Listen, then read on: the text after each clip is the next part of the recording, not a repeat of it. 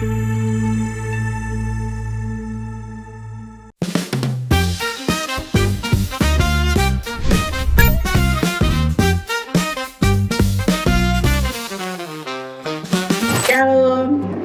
perkenalkan saya dosen tetap manajemen di Dian Nusantara. Saya dari prodi manajemen. Ya, perkenalkan nama saya Riani Dian Parasakti.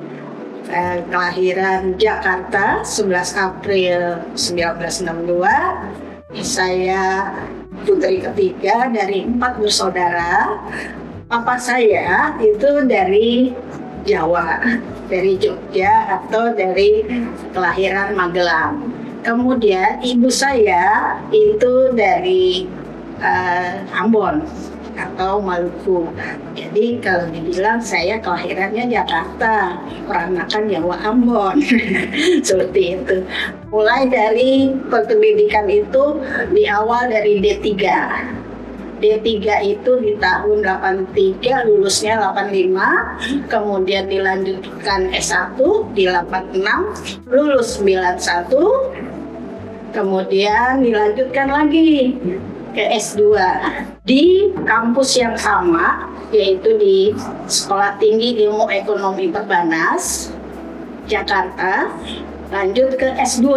2007 saya lulus S2, kemudian saya lanjutkan lagi setelah saya berkecimpung lama jadi dosen. Nah, S3 saya lulus baru, jadi new nih, baru nih, ya baru selesai. Saya lulus di S3 di Universitas Brawijaya.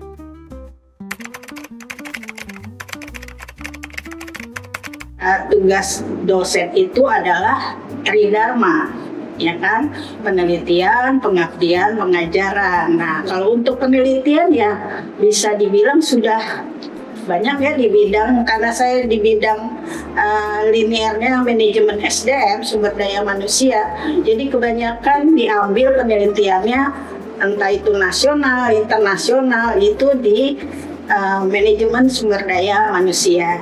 Nah, kebetulan mengenai judulnya biasanya ya sekitar manajemen sumber daya manusia, ya seperti di perilaku organisasi. Bagaimana perilaku organisasi di bidang manajemen sumber daya manusia di bidang kesehatan. Saya melakukan penelitiannya bagaimana perawat itu membuat rasa nyaman kepada pasien supaya pasien itu lebih merasa tidak takut lah gitu, ya, tidak merasa gelisah, nggak merasa ketakutan kalau datang ke rumah sakit, tetapi bagaimana penerimaan perawat itu terhadap pasiennya. Nah, itu perlu dilakukan oleh manajemen rumah sakit. Jadi di sini manajemen rumah sakitnya ya, khususnya di SDM-nya. Jadi meneliti bagaimana perawat itu melayani pasien. Kebetulan yang saya teliti itu kalau di disertasi saya adalah pasien yang menggunakan BPJS di rumah sakit. Ya, karena penelitiannya ini saya ambil khusus di rumah sakit swasta yang di Jakarta. Gitu. Tidak banyak sih, cuma untuk memberikan kontribusi aja kepada SDM-nya.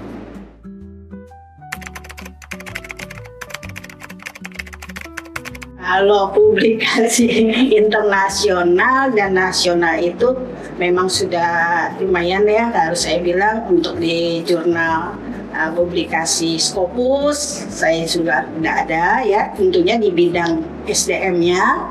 Kemudian untuk di Sinta pun juga sama ya, saya sudah ada, itulah bisa dibilang sudah memenuhi syarat untuk saya melanjutkan ke arah bagaimana saya sekarang ini jenjang kepangkatan saya gitu ya. Jadi jenjang kepangkatan saya kan sekarang lektor kepala. Jadi harus langsung punya yang namanya jurnal. Nah, jurnal itu diperlukan. ya jurnal publikasi itu, sehingga jurnalnya itu yang mengarahnya kepada manajemen SD.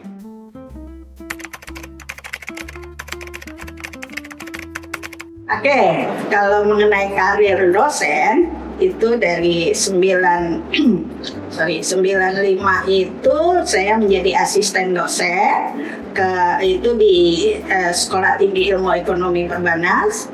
Kemudian 98 saya menjadi dosen, ya, karena sudah ada peningkatan di sini, karena sudah dipenuhi lah kewajiban saya dan saya sudah bisa. Kemudian pada tahun dari 98 itu mulailah saya berkarir di bidang pendidikan, ya, sambil melanjutkan ke S2, ya kan. Nah, dari S2 ini kemudian saya bergabung setelah bekerja melayani pendidikan ini di Sekolah Tinggi Ilmu Ekonomi Perbanas, kemudian masuk ke Universitas Mercu Buana, kemudian 2018 ya pertengahan akhir lah 2018-2019 itu awal berdirinya Dian Nusantara, Universitas Dian Nusantara. Nah, saya ikut bergabung di situ. Kebetulan juga Profesor Suaryadi yang saya sudah kenal sebelumnya juga menjadi rektor di Universitas Dian Nusantara. Jadi saya karena melihat beliau punya prestasi yang baik, kemudian cara dia udah punya pengalaman mendirikan universitas, jadi saya ikut bergabung sampai sekarang gitu. Kemudian saya diberikan talent lah ya untuk menjabat menjadi sekretaris program studi manajemen di 2019 sampai 2022.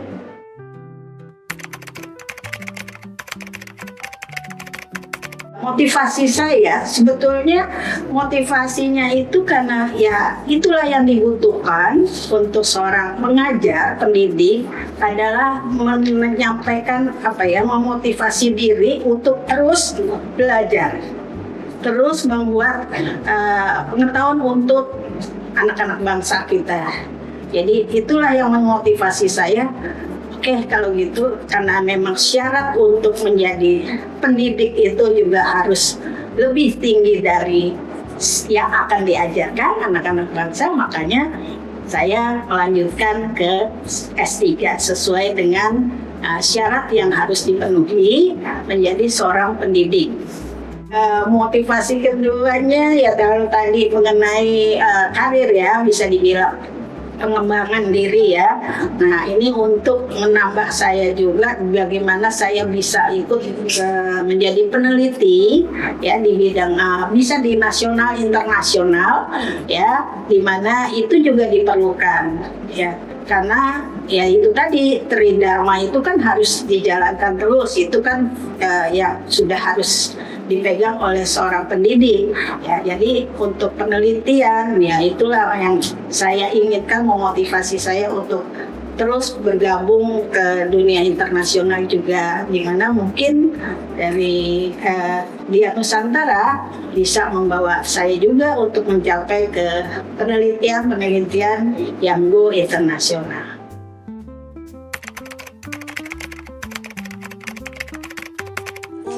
Penelitian disertasi saya yaitu yang judulnya mengenai pengaruh pembelajaran organisasi terhadap kinerja perawat dengan komitmen organisasional dan organizational citizenship behavior sebagai mediasi serta dimoderasi transformational leadership, yaitu studi kasusnya pada rumah sakit swasta penerima BPJS di Jakarta. Ya, sebetulnya ini hanya ingin memberikan kontribusi bagaimana manajemen rumah sakit itu dapat memberikan pembelajaran organisasi yang lebih baik lagi, memang udah baik, tapi yang lebih lagi lah gitu ya, pembelajaran untuk perawat bagaimana melayani pasien rumah sakit, terutama yang menerima BPJS ya, karena sekarang ini kan rumah sakit swasta memang sekarang sudah bisa masuk yang namanya pemberian pasien-pasien BPJS. Tapi karena adanya perbedaan antara perawat yang melayani pasien yang kalau di swasta itu kan ada yang VIP, ada yang kelas 1, 2, 3 gitu ya. Tetapi sekarang harus menerima pasien BPJS sehingga diperlukanlah pembelajaran yang lebih. Nah, disinilah peran pimpinan rumah sakit untuk bagaimana memberikan penilaian atau komitmen kepada perawat untuk lebih meningkatkan kinerja perawat itu yang harus dia kerjakan dengan sukarela, ya, dengan hati gembira, ya, dengan kasih. Itu kan sangat sulit ya, apalagi kalau kita lagi emosi ya, atau lagi itu.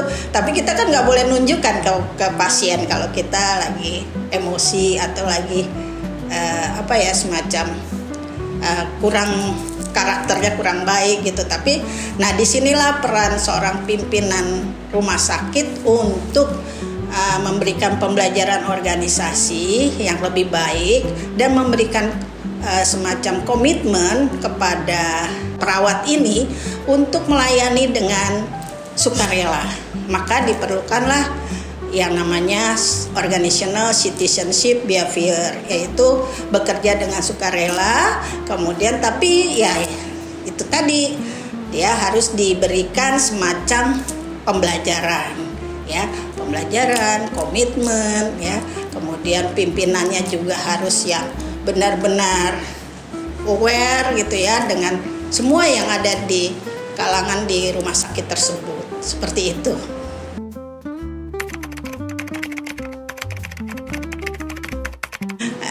Kalau bisa dibilang susah gampang ya, sulit gitu ya.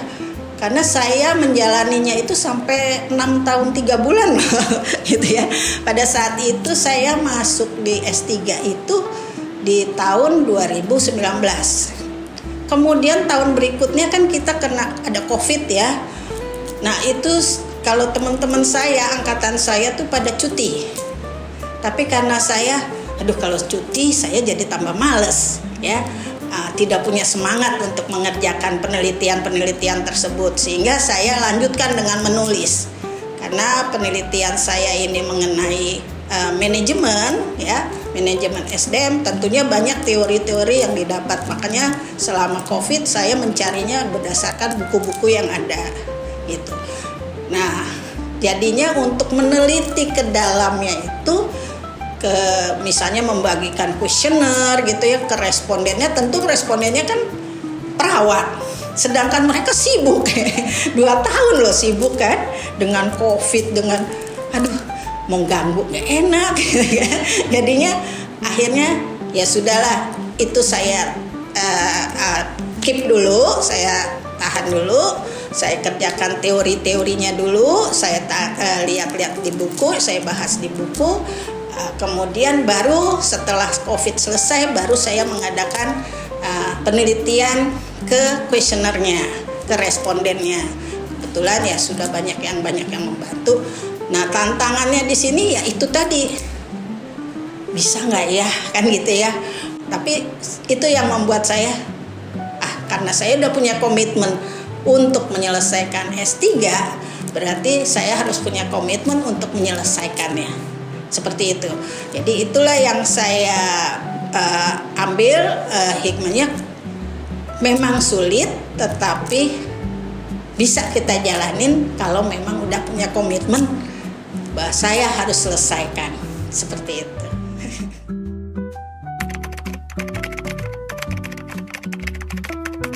Keinginan saya sih disertasi ini menjadi masukan untuk manajemen rumah sakit, khususnya beberapa rumah sakit yang menjadi responden saya ini, ya saya memang berkenalan juga dengan beberapa rumah sakit swasta yang saya juga kenal gitu.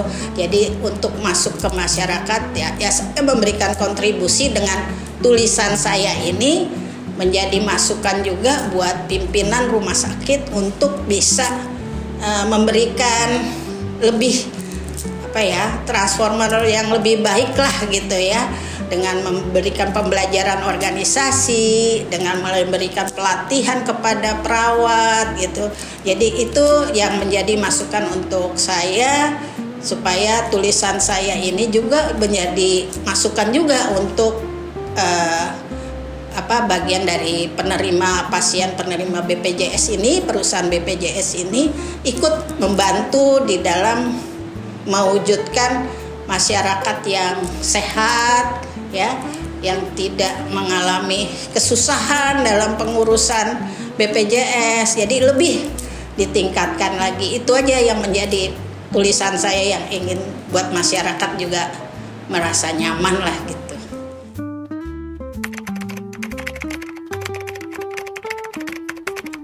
Itu pertama kepada Universitas Dian Nusantara, karena saya di bidang pendidikan ya, dan saya menjadi dosen tetap di sini, ya tentunya saya ingin memberikan tambahan ilmu bagaimana manajemen SDM ini bisa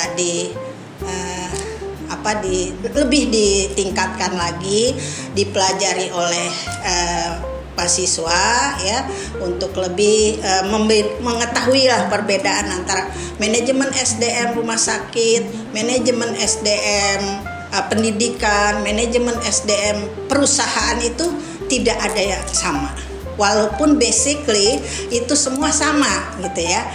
Sama-sama sih manajemen sumber daya manusia ya, basicnya sama gitu, tetapi dalam hal penempatannya itu, di dalam hal kepemimpinan, leadershipnya itu tentu berbeda-beda ya. Ada di bidang sosialnya, ada di bidang manajemen bisnis, ada di bidang manajemen pendidikan sains. Jadi seperti itu yang akan saya coba mengkontribusikan, ilmu yang saya dapat itu bisa lebih ditingkatkan lagi gitu.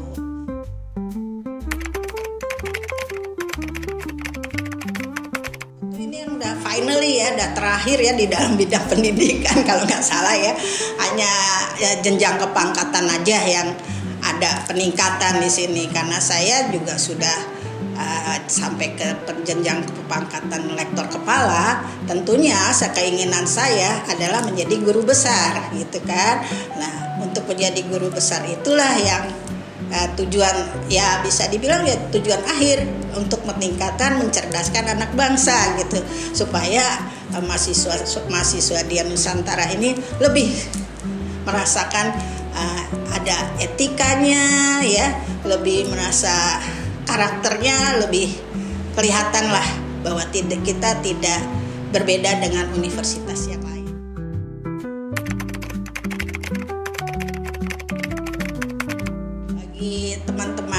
Teman-teman atau rekan sejawat saya yang sedang menempuh S3 ya, doktoral S3, itu perlu, awal pertama adalah semangat. Semangat, karena kita udah memulai dengan komitmen untuk melanjutkan studi kita di S3, maka kita juga harus memiliki komitmen untuk menyelesaikannya ya.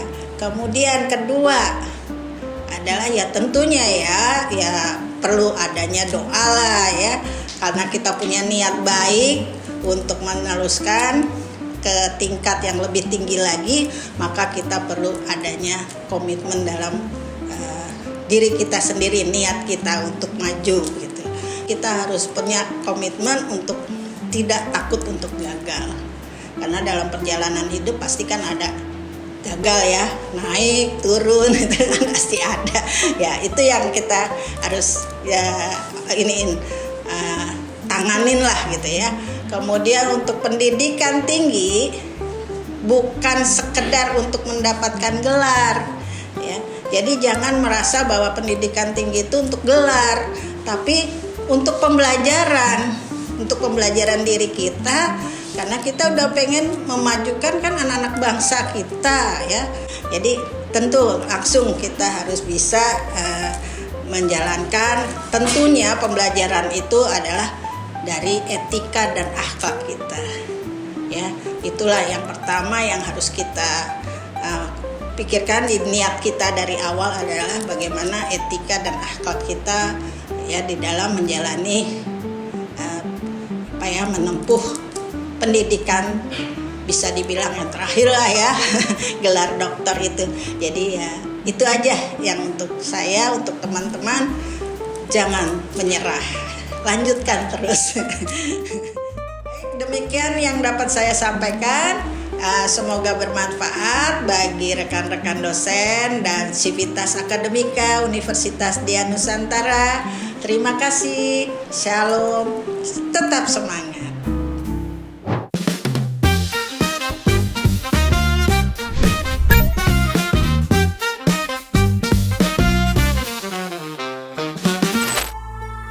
Thank you.